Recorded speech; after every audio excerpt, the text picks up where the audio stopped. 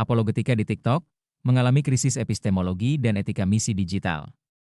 Pernyataan kritis mengenai peran apologet Kristen di TikTok dalam misi digital Kristen mencerminkan kekhawatiran yang sah dalam ranah teologi praktis dan komunikasi.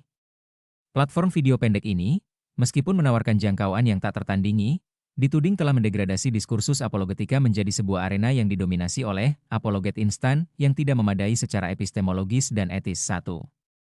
Krisis epistemologi. Apologet instan dan pendangkalan apologetika secara tradisional didefinisikan sebagai pembelaan rasional dan kontekstual terhadap iman Kristen. 1 Petrus 3 ayat 15. Namun, karakteristik struktural platform seperti TikTok memaksakan reduksi kompleksitas menjadi narasi singkat dan padat, sound bites.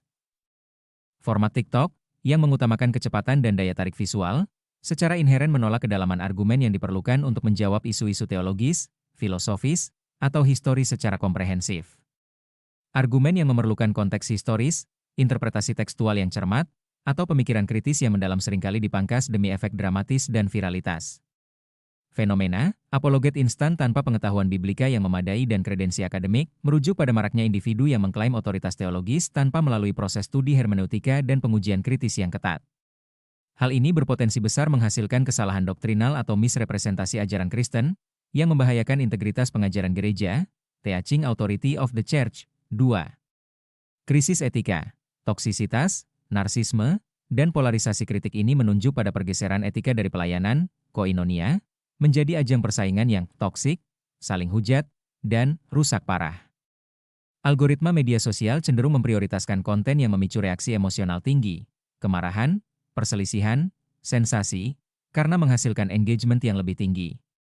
Hal ini mendorong kreator untuk secara sadar atau tidak sadar memproduksi konten yang provokatif atau kontroversial.